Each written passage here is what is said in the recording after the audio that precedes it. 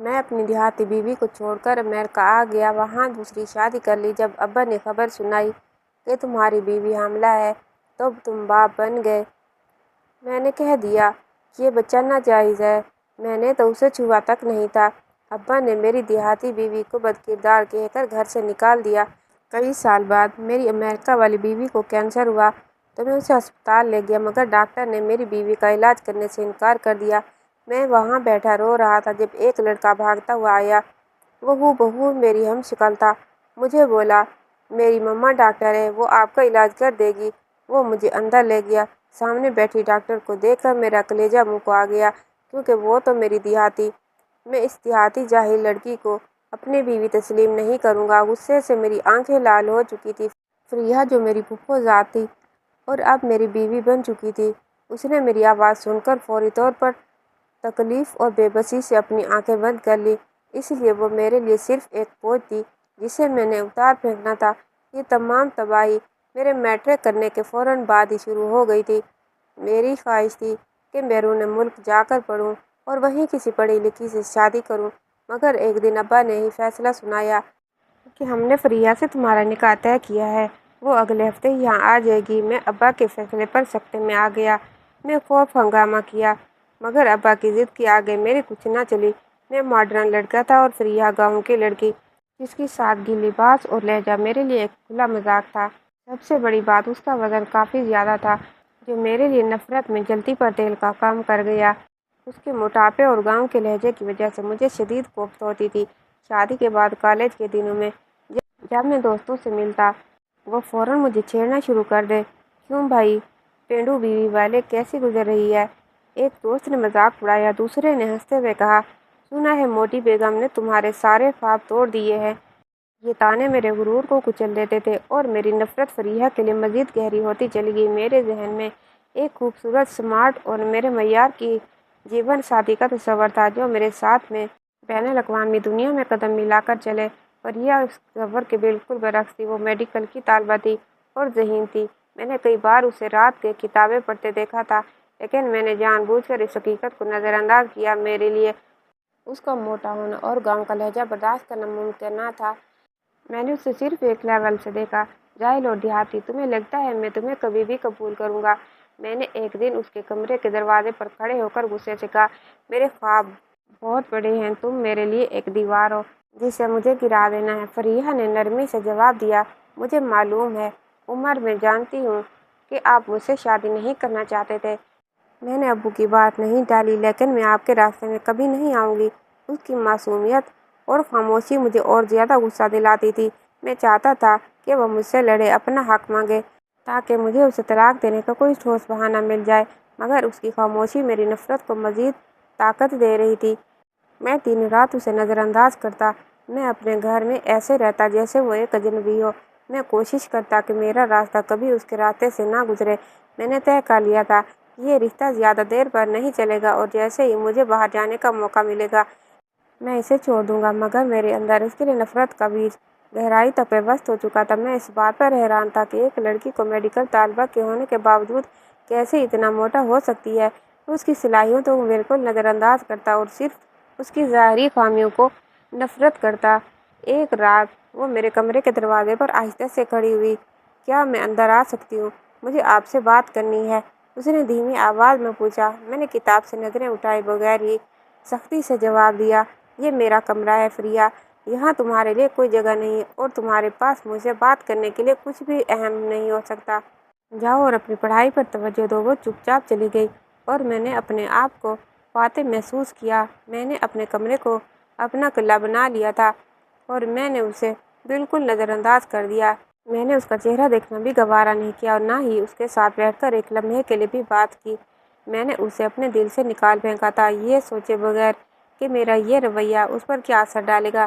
میرا سارا فوکس اپنی یونیورسٹی میں بہترین گریڈ حاصل کرنے اور بیرون ملک جانے کے لیے تیاری پر تھا۔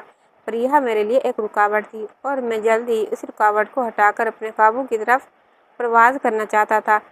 میرے دل میں یہ یقین پختہ تھا کہ میں نے جو راستہ چنا ہے وہی میرے لیے کامیابی کا واحد راستہ ہے۔ میری یونیورسٹی کی ڈگری مکمل ہوئی تو ایک دن میرے کمرے میں خوشی کا طوفان آیا۔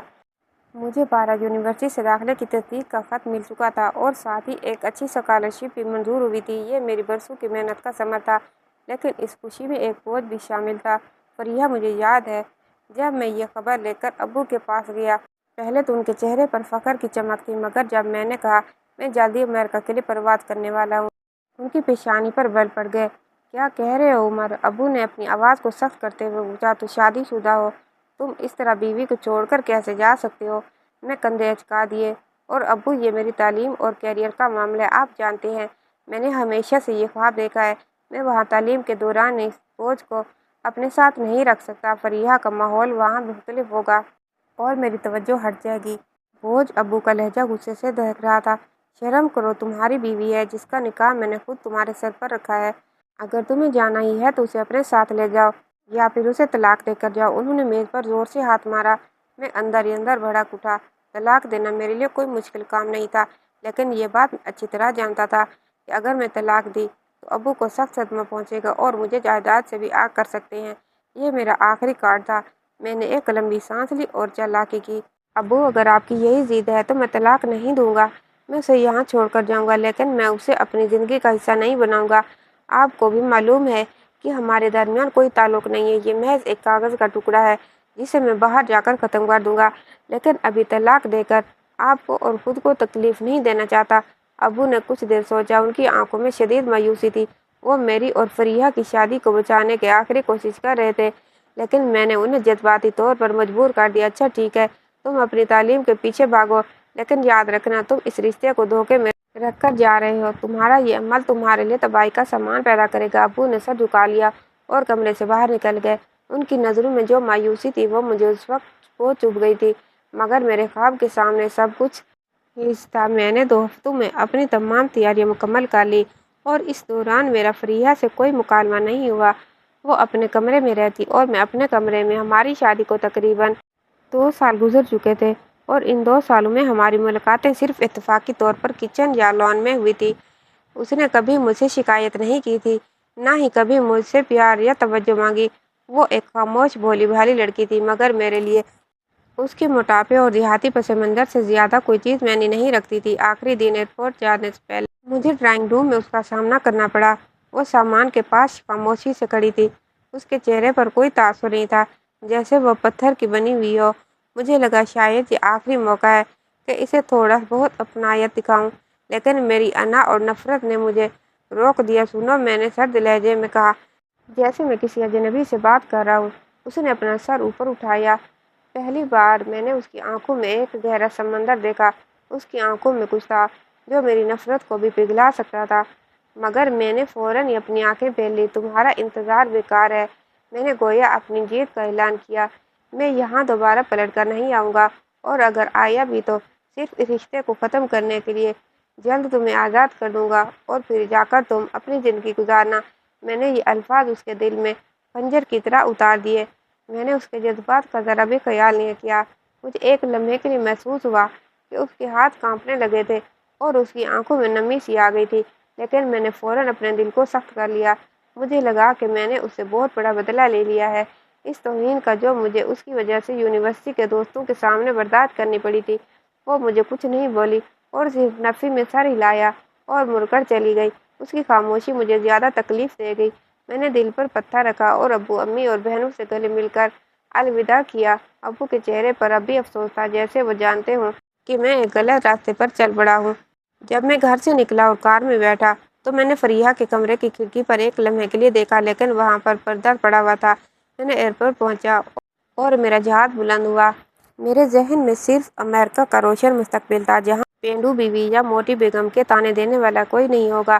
میرے ہاتھ میں طلاق کے وہ کاغذات تھے جنہیں میں نے ابو کے سامنے استعمال نہیں کیا تھا، مگر میں نے دل میں ارادہ کر لیا تھا کہ امریکہ پہنچتے ہی میں انہیں بھیج دوں گا اور یہ بوجھ ہمیشہ کے لیے اپنے سر سے اتار دوں گا۔ جہاز کی کھڑکی سے بادلوں کو دیکھتے ہوئے میں نے اپنے آپ کو ایک وعدہ کیا کہ میں واپس آ کر اس نام نہاد رشتے کو ختم کر دوں گا۔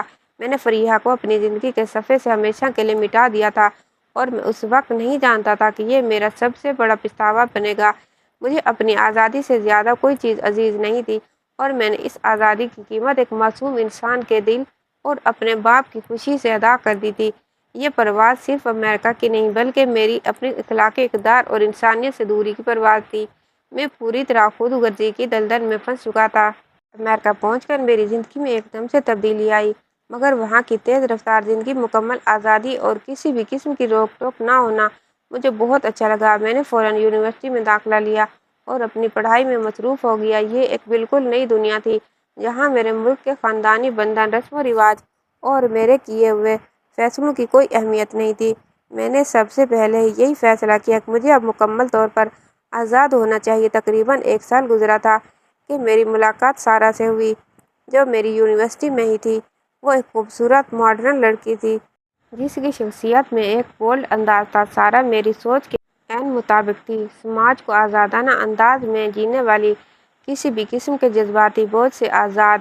اس کی پتلی جسامت، خوبصورت اور مسکراہٹ آزاد خیالی نے مجھے اس کی طرف کھینچ لیا۔ میں نے خوابوں میں بھی ہمیشہ ایسی ہی زندگی سوچی تھی۔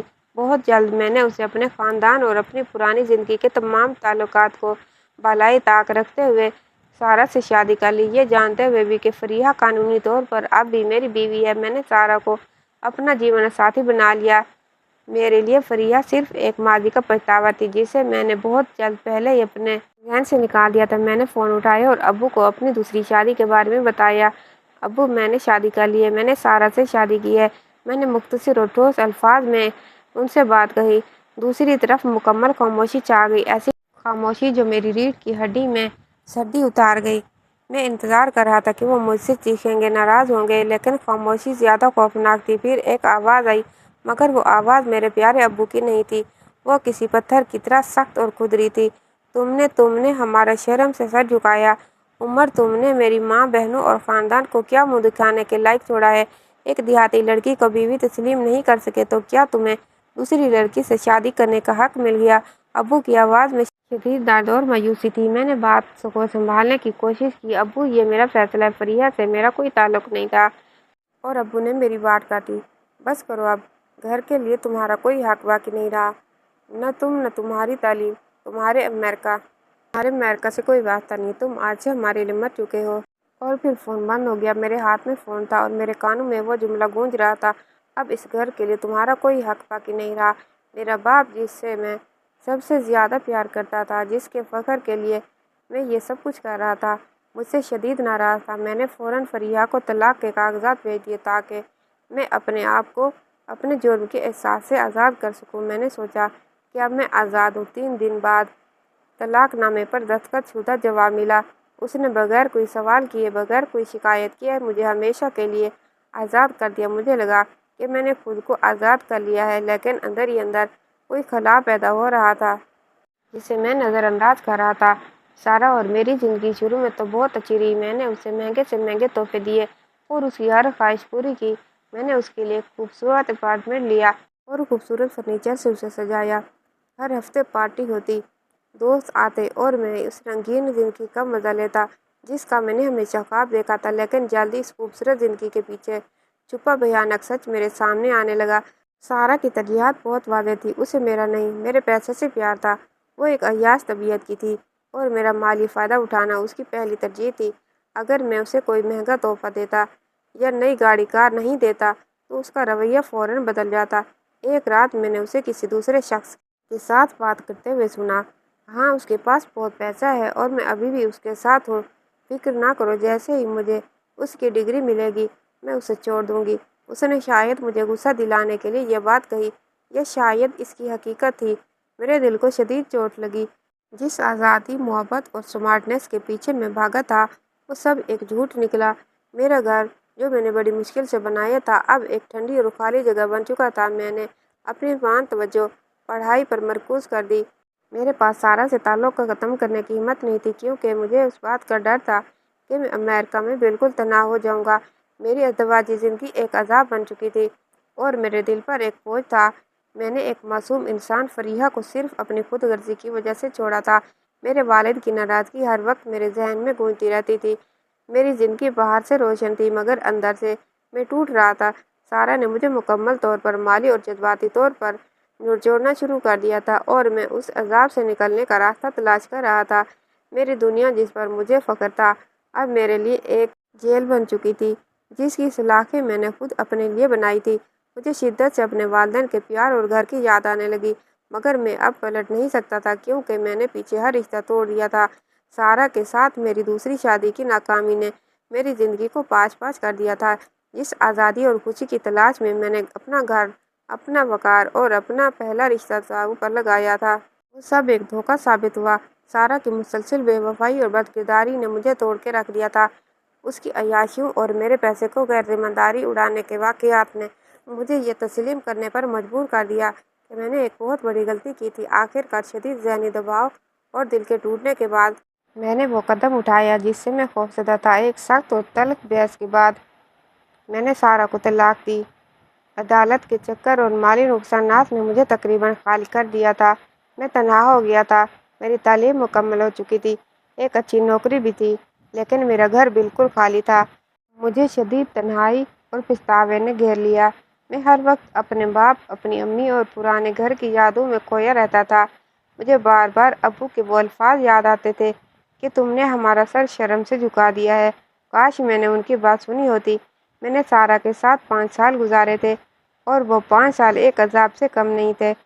مجھے اب احساس ہو رہا تھا کہ رشتے کی اصل قدر سکون میں ہوتی ہے، ظاہری خوبصورتی یا ماڈرن پن میں نہیں ہوتی۔ ایک شام میرا دل بہت بوجھل تھا۔ میں شہر کے ایک پرسکون پارک میں جا کر بیٹھ گیا۔ سورج غروب ہو رہا تھا اور پارک میں ہلچل کم ہو رہی تھی۔ میں اپنی زندگی کے تاریک پہلوؤں پر سوچ رہا تھا۔ میری نظر ایک پیارے سے ہنستے ہوئے بچے پر پڑی جو بینچ کے قریب فٹ بال سے کھیل رہا تھا۔ اس کی ہنسی بہت معصوم تھی۔ اس کی شکل میں ایک عجیب کشش تھی جو مجھے اپنی طرف کھینچ رہی تھی۔ وہ بچہ کھیلتا ہوا میرے قریب آ گیا اور اس کی بال میرے قدموں میں آ کر رک گئی۔ میں نے مسکرا کر بال اسے واپس دی۔ ہیلو، تم اکیلے کھیل رہے ہو؟ میں نے پوچھا۔ وہ مسکرائی اور اس کی مسکراہٹ نے میرے دل میں عجیب سی ٹھنڈک پیدا کی۔ ہیلو، میرا نام احمد ہے، اس نے صاف گوئی سے کہا۔ اور نہیں، میں اکیلا نہیں ہوں، میری ماما یہاں قریب ہیں۔ میں نے اس سے پوچھا کہ اس کے پاپا کہاں ہیں، تو اس نے معصومیت سے جواب دیا، میرے پاپا تو آسمان پر ستاروں کے پاس چلے گئے ہیں۔ اور وہ اوپر کی طرف اشارہ کر کے بولا، لیکن میری ماما، میرے لیے پاپا بھی ہے۔ وہ ڈاکٹر ہیں اور بہت بہادر ہیں۔ اس کی باتوں میں پختگی اور پیار تھا جو مجھے اندر تک چھو گیا۔ مجھے لگا جیسے میں پہلی بار اپنے اندر کی تنہائی کو بھول گیا ہوں۔ وہ کافی دیر تک مجھ سے باتیں کرتا رہا اور میں اس کی باتوں میں مگن رہا۔ اس نے مجھے اپنی ماما کی کہانی بھی سنائی کہ وہ کس طرح راتوں کو جاگ جاگ کر پڑھائی کرتی تھی اور اب ایک بہت اچھی ڈاکٹر بن گئی ہیں۔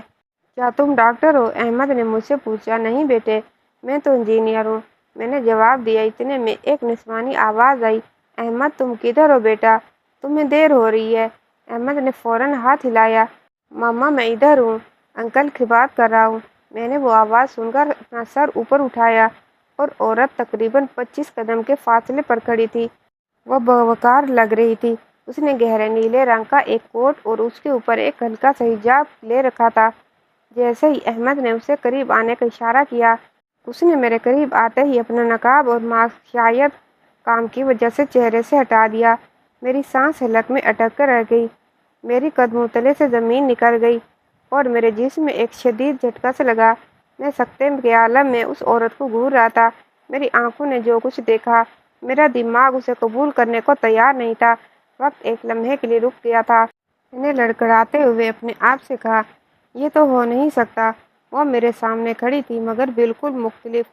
وہ اب موٹی دیہاتی لڑکی نہیں تھی جسے میں نے 5 سال پہلے نفرت میں ٹھکرا دیا تھا۔ اب وہ ایک دبلی پتلی سی خوبصورت اور بہت زیادہ پر اعتماد خاتون تھی جس کے چہرے پر ایک عجیب سی ٹھنڈک اور متانت تھی۔ اس کے چہرے کی ساخت بدل چکی تھی۔ اس کے لباس میں ایک پیشہ ورانہ نفاست تھی جو ایک کامیاب شخص میں ہوتی ہے۔ اس کے جسم پر کہیں بھی موٹاپے کا کوئی نشان نہیں تھا۔ وہ بالکل ایک ماڈل کی طرح دکھائی دے رہی تھی مگر اس کی آنکھوں میں وہی پرانی گہری چمک تھی۔ فریحہ میرا نام میرے گلے میں پھنس کر رہ گیا۔ میں نے اسے ایک نظر میں ہی پہچان لیا تھا، حالانکہ اب وہ بالکل بدل چکی تھی۔ اس کی تبدیلی نے مجھے شدید جھٹکا دیا۔ میرے ذہن میں وہ پرانی یادیں تازہ ہو گئی جب میں اسے جاہل اور دیہاتی کہہ کر اس کی توہین کرتا تھا، مگر آج وہ ایک ڈاکٹر تھی۔ احمد میرا بیٹا، اس کی شکل مجھ سے کتنی ملتی ہے۔ میرے باپ کا غصہ، میری دوسری شادی کی ناکامی اور فریحہ کا ایک کامیاب ڈاکٹر بننا سب کچھ میرے سامنے ایک ساتھ آ گیا۔ یہ ایک ایسا معجزہ تھا جس کی میں نے کبھی توقع نہیں کی تھی۔ میں نے زندگی میں پہلی بار خود کو ایک ناکام اور بے وقوف انسان محسوس کیا۔ میرے سامنے کھڑی یہ خاتون ایک زندہ ثبوت تھی میری غلطیوں کا اور میری بدترین توہین کا۔ وہیں ساکت کھڑا رہا کیونکہ میرے پاس بولنے کے لیے کوئی لفظ نہیں بچا تھا۔ میرے دل کی دھڑکنیں بے قابو ہو چکی تھیں۔ میرے ہوش و حواس درہم برہم تھے۔ وہ فریحہ تھی، وہ عورت جسے میں نے طعن و تشنیع کا نشانہ بنایا، جس کا موٹاپا میرے لیے باعث شرم تھا اور جسے میں نے پینڈو اور جاہل کہہ کر امریکہ کی فلائٹ پکڑنے سے پہلے حقارت سے ٹھکرا دیا تھا۔ لیکن آج وہ میرے سامنے ایک مکمل طور پر بدلی ہوئی ہستی بن کر کھڑی تھی۔ اس نے اپنے جسم کو تراش لیا تھا اور اس کے چہرے کی ساکھ میں جو معصومیت تھی، اس کے ساتھ اب ایک خود اعتمادی کی چمک بھی شامل ہو چکی تھی۔ اس نے اپنے اوپر سفید کوٹ پہن رکھا تھا جو کہ اس کے پیشے کی علامت تھا اور اس کے بالوں کا جوڑا انتہائی نفاست سے بنا ہوا تھا۔ اس کا یہ روپ میرے تمام غلط فیصلوں پر، میری نخوت اور میری خود غرضی پر ایک زوردار تمانچہ تھا۔ احمد میرے بازو کو چھو کر اور پریشانی سے کہا، ماما دیکھو یہ انکل کتنے پریشان لگ رہے ہیں، شاید ان کی طبیعت خراب ہوگی۔ احمد کی آواز سن کر فریحہ نے میری طرف دیکھا۔ میں نے اس کی آنکھوں میں جھانکنے کی کوشش کی مگر وہاں میرے لیے کوئی نفرت نہ تھی اور نہ ہی کوئی پیار، نہ ماضی کی کوئی شکایت، نہ کوئی رنج، صرف ایک گہری بےحسی، ایک سرد موری اور ایک پروفیشنل دوری تھی جو ایک ڈاکٹر اپنے کسی انجان مریض سے رکھتی ہے۔ میں اس مکمل لا تعلقی سے اندر تک کھل گیا۔ آپ ٹھیک تو ہیں مسٹر؟ اس نے پوچھا اور اس کا انداز ایسا تھا جیسے وہ مجھے پہلی بار دیکھ رہی ہو۔ میری موجودگی کا اس کی زندگی پر کوئی اثر نہیں تھا۔ اس نے میرا نام لینا بھی گوارا نہ کیا، صرف مسٹر کہہ کر اس نے مجھ سے اپنا فاصلہ قائم کر لیا۔ اس کے اس طرح نظر انداز کرنے پر میرے سینے میں ایک شدید درد سا اٹھا جو میری ناکام شادی اور اپنے باپ کی ناراضگی کے بوجھ سے بھی زیادہ تھا۔ میں نے لڑکھڑاتی ہوئی آواز میں اپنا نام بتانا بھی ضروری نہ سمجھا اور بس ایک سوال دہرا سکا، فریحہ تم یہاں کیا کر رہی ہو؟ تم تو وہیں تھیں۔ اس نے اپنی کوٹ کی جیب سے ایک قلم نکالا اور اسے گھماتے ہوئے انتہائی سرد لہجے میں جواب دیا، میرا نام ڈاکٹر فریحہ ہے اور میں یہاں ایک پرائیویٹ کلینک چلا رہی ہوں۔ میں نے پاکستان سے میڈیکل ڈگری مکمل کرنے کے بعد یہاں مزید تربیت حاصل کی ہے اور اب میرا اپنا ایک چھوٹا سا سیٹ اپ ہے۔ آپ کی اطلاع کے لیے میں نے 5 سال پہلے ہی آپ سے قانونی اور جذباتی دونوں طرح کے تعلقات ختم کر دیے تھے۔ میں نے اسے معافی مانگنے اور حقیقت جاننے کے لیے آگے بڑھ کر اسے گلے لگانے کی کوشش کی۔ جیسے ہی میرا فطری حق ہو، جیسے ہی میرا ہاتھ اس کے کندھے کی طرف بڑھا، اس نے فوراً ایک قدم پیچھے ہٹ کر ایک واضح لکیر کھینچ دی۔ اس کے چہرے پر اب پہلی بار شدید غصہ ابھرا۔ مسٹر فاصلہ رکھیں، اس نے اپنی آواز کو قدرے سخت کیا، میں نے آپ کو اس طرح کی اجازت نہیں دی۔ احمد یہی ہے، آپ کو کیا چاہیے؟ مجھے یہ احساس شدید تکلیف دے رہا تھا کہ میں نے اسے جاہل سمجھا تھا مگر وہ آج ایک کامیاب ڈاکٹر بن چکی تھی۔ میں نے اپنی ہی نظر میں خود کو گرا دیا۔ ایک طرف میرا باپ تھا جو ناراض تھا، دوسری طرف ایک امریکی بیوی تھی جو مجھے برباد کر چکی تھی اور اب یہ فریحہ تھی جو میری توہین کا جیتے جاگتے ثبوت تھی۔ میں نے اسے کبھی اس قابل نہیں سمجھا کہ وہ تعلیم مکمل کر سکے گی مگر اس نے نہ صرف تعلیم مکمل کی بلکہ بیرون ملک آ کر کامیاب بھی ہوئی۔ میں نے بے بسی میں ایک بات کہی، میں نے تمہیں جاہل سمجھا تھا، مجھے نہیں معلوم تھا۔ تو فریحہ نے ہنس کر میری بات کاٹی مگر اس ہنسی میں صرف تلخی تھی۔ آپ نے مجھے ہمیشہ وہی سمجھا جو آپ سمجھنا چاہتے تھے۔ آپ نے میری شکل دیکھی، میرا گاؤں کا لباس دیکھا، میرا وزن دیکھا اور آپ نے فیصلہ کر لیا میں کسی کام کی نہیں۔ آپ کے نزدیک خوبصورتی اور عقل صرف ماڈرن اور پتلی لڑکیوں میں ہوتی ہے۔ اس نے احمد کا ہاتھ پکڑا، چلو بیٹا ہمیں دیر ہو رہی ہے، ہمیں شام کی میٹنگ کے لیے جانا ہے۔ وہ مجھے وہیں پارک میں اکیلا چھوڑ کر جانے لگی۔ میں چل کر اسے روکنا چاہتا تھا، مجھے بتاؤ احمد کون ہے، مگر میرے منہ سے کوئی آواز نہیں نکلی۔ میں اسے جاتے ہوئے دیکھتا رہا، اس کا وقار اور کامیابی میری آنکھوں میں چبھ رہی تھی۔ میں اس بینچ پر بے بسی سے بیٹھ گیا اور میری آنکھوں کے سامنے 5 سال پہلے کی ایک رات کا منظر گھوم گیا۔ وہ رات جب میں نے اسے بنا دیکھے ہی رونق چکا تھا، اسے اپنی نفرت کا نشانہ بنایا تھا۔ آج میرے سارے غرور اور نفرت کا بدلہ تقدیر نے لے لیا تھا۔ میں نے اگلے چند دن صرف فریحہ کے کلینک کے باہر گزارے۔ میں کسی طرح اس کی زندگی میں واپس آنا چاہتا تھا، صرف اس لیے نہیں کہ وہ کامیاب ہو چکی تھی بلکہ اس لیے کہ مجھے احساس ہوا کہ میں نے ایک سچے اور باوقار انسان کو ٹھکرایا تھا۔ وہ سارا کی طرح جھوٹی اور بے وفا نہیں تھی۔ میں نے اس کے لیے پھول اور مہنگے مہنگے تحفے بھیجے، مگر اس نے سب کے سب وہیں واپس کر دیا۔ یہ جانتے ہوئے بھی کہ فریحہ قانونی طور پر میری پہلی بیوی تھی، اس نے مجھے کوئی اہمیت نہیں دی، اور یہ میرے لیے سب سے بڑی شکست تھی۔ میں نے اپنے موبائل سے اس کی پرانی اور نئی تصویروں کی ایک ساتھ دیکھا۔ موٹاپا ختم ہو چکا تھا، پینڈوپن غائب ہو چکا تھا، لیکن وہ آنکھیں جو میں نے 5 سال پہلے ٹھکرائی تھی، اب ان میں ایک چمک تھی جو مجھے کھینچ رہی تھی۔ میں نے فیصلہ کر لیا تھا کہ میں احمد کی حقیقت اور فریحہ کے دل کی دیواریں توڑ کر ہی رہوں گا۔ فریحہ کے کلینک کے باہر میرے انتظار کو ایک ہفتہ گزر چکا تھا۔ میں نے یہ وقت اس امید پر صرف کیا کہ کسی طرح فریحہ میری موجودگی کو تسلیم کر لے اور میرے اندر کے پچھتاوے کو سمجھ سکے۔ وہ مجھے مکمل طور پر نظر انداز کر رہی تھی، لیکن احمد کا معصوم چہرہ اور میری طرف اس کا جھکاؤ مجھے ہر روز پارک تک کھینچ لاتا تھا۔ میں ہر روز شام کو پارک میں جاتا تاکہ احمد کے ساتھ کچھ وقت گزار سکوں۔ احمد بہت جلد مجھ سے مانوس ہو گیا تھا اور مجھے اچھے عنقر کہنے لگا تھا۔ میں نے محسوس کیا کہ اس کی شکل، اس کے ہنسنے کا انداز اور اس کے کھیلنے کا جوش بالکل میرے بچپن کی طرح لگتا تھا۔ یہ احساس میرے یقین کو پختہ کر رہا تھا کہ احمد میرا ہی بیٹا ہے۔ میرا دل ہر روز اس بچے کی طرف مزید کھنچا چلا جا رہا تھا اور مجھے اپنے اندر ایک باپ کا پیار شدت سے محسوس ہونے لگا تھا۔ ایک شام جب احمد فٹ بال کے لیے دور چلا گیا تو میں نے موقع غنیمت جانا۔ فریحہ بینچ پر بیٹھی تھی، کتاب پڑھ رہی تھی۔ میں اس کے قریب گیا اور بڑی احتیاط سے اس کا ہاتھ تھام لیا۔ اس کا ہاتھ تھامتے ہی مجھے ایک شدید بجلی کا جھٹکا سا لگا، وہی بجلی جو میں نے سارا کے ساتھ کبھی محسوس نہیں کی تھی۔ فریحہ نے حیرت اور غصے سے اپنا ہاتھ چھڑوانے کی کوشش کی، مگر میں نے مضبوطی سے پکڑے رکھا۔ فریحہ، جھوٹ مت بولو، میں مزید یہ ڈھونگ برداشت نہیں کر سکتا۔ میری آواز دباؤ اور بے چینی سے بھری ہوئی تھی۔ یہ لڑکا احمد، یہ میرا بیٹا ہے، مجھے سچ بتاؤ، میں نے تقریباً چیخ کر سوال کیا۔ میرا اچانک دباؤ اور ہاتھ پکڑنے کا عمل فریحہ کے لیے غیر متوقع تھا اور اس کا چہرہ ایک لمحے کے لیے زرد پڑ گیا، جیسے اس کا سب سے بڑا راز افشا ہو گیا ہو۔ لیکن وہ فریحہ نہیں تھی جسے میں نے 5 سال پہلے چھوڑا تھا۔ اس نے فوراً اپنے آپ کو سنبھالا اور اس کی آنکھوں میں وہ سرد بے بسی دوبارہ لوٹ آئی۔ اس نے ایک جھٹکے سے اپنا ہاتھ چھڑایا۔ مسٹر، آپ حد پار کر رہے ہیں، اس نے اپنے پروفیشنل کوٹ کو ٹھیک کرتے ہوئے سخت لہجے میں کہا۔ آپ غلط فہمی کا شکار ہیں اور آپ کو خبردار کرتی ہوں کہ آپ کی یہ حرکت قابل قبول نہیں ہے۔ کون سی غلط فہمی؟ میں غصے سے کھڑا ہو گیا۔ تمہارے بیٹے کی پیدائش اور میرا امریکہ جانا، یہ سب ہی ایک وقت میں ہوا ہے۔ میں نے تمہیں طلاق بھیجنے سے پہلے تعلق ختم کیا تھا، تم کیسے کہہ سکتی ہو؟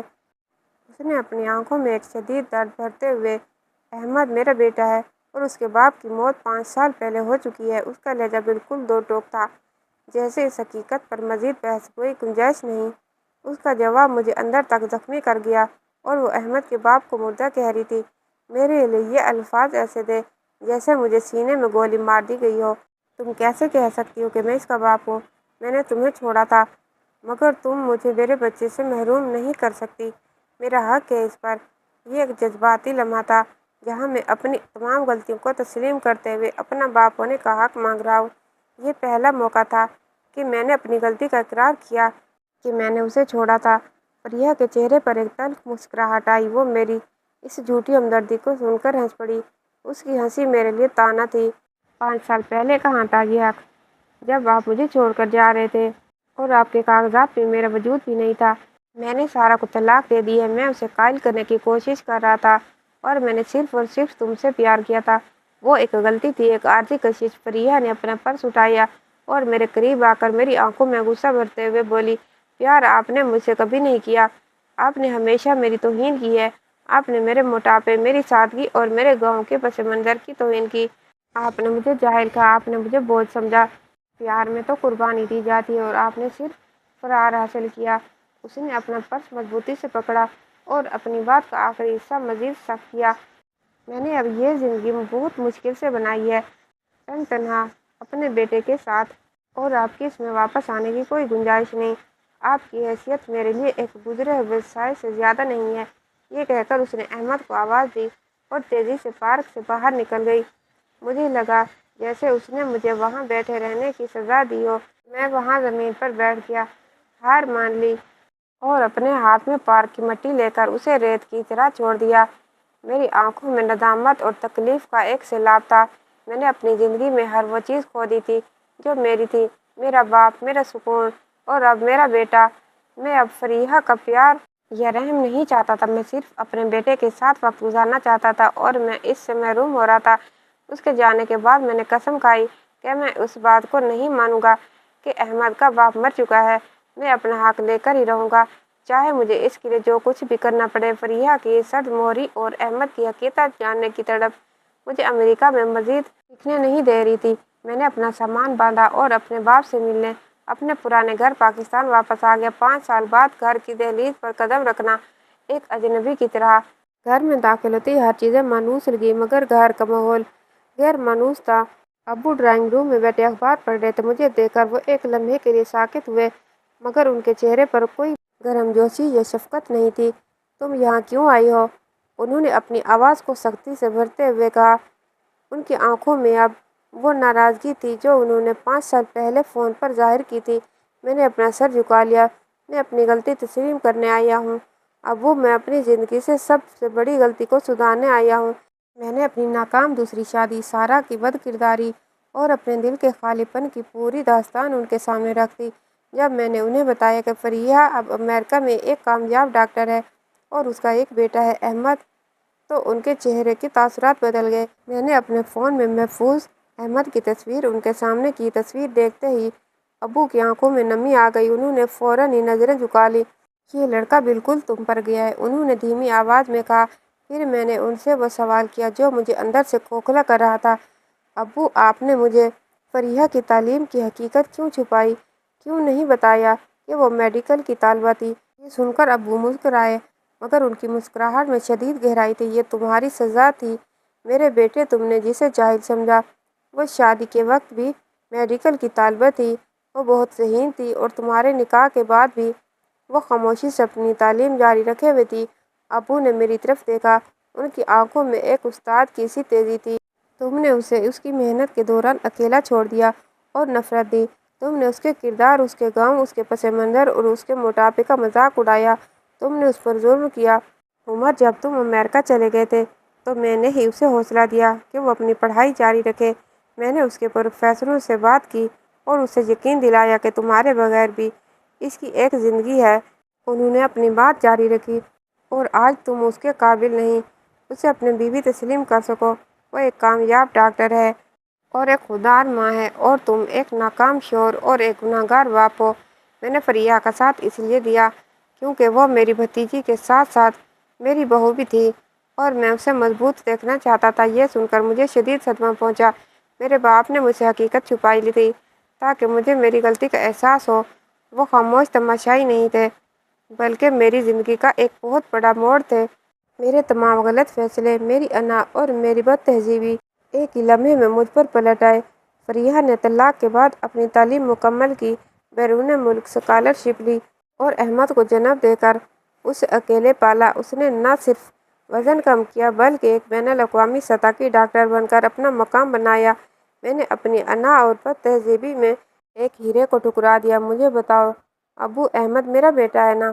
फरीहा ने झूठ कहा कि उसका बाप मर चुका है। मैंने इल्तिजा की। अब्बू ने सुकून से जवाब दिया। फरीहा ने दर हकीकत झूठ नहीं कहा। उमर, जिस शख्स ने अपना हक नहीं दिया, उसे नफरत से छोड़ा और उसकी तौहीन की, और उसका बाप होना भी एक तरह से मर चुका होना है। अहमद के लिए उसके बाप का वजूद नहीं है, उसका सच है। उनके अल्फाज मेरे दिल को छलनी कर गए। मैंने अपने बाप के कदमों में गिर कर रोते हुए कहा, मैं जानता हूँ मैंने बहुत बड़ी गलती की है, मुझे माफ़ कर दे अब्बू, मैं सब कुछ ठीक करना चाहता हूँ। मैं फरीहा और अहमद को वापस लाना चाहता हूँ। मुझे एक मौका दें। मेरे अंदर नफरत की जगह अब पछतावा और शर्मिंदगी और उसके लिए गहरी मोहब्बत पैदा हो चुकी है। मुझे फरीहा की कामयाबी पर फ़ख्र महसूस हो रहा है और मुझे अपने आप पर शदीद शर्मिंदगी थी। अब्बू ने पहली बार मुझे गले लगाया, मगर उनके गले लगने में अब वह पुरानी शफकत नहीं थी, बल्कि एक सबक आमूज सख्ती थी। उन्होंने कहा, जाओ अपना आप उसे साबित करो, उसकी मोहब्बत, उसकी इज़्ज़त, उसका एतमाद दोबारा जीतो। ये एक मुश्किल रास्ता होगा, लेकिन अगर तुम वाकई बदल चुके हो तो अल्लाह ताला मदद करेगा।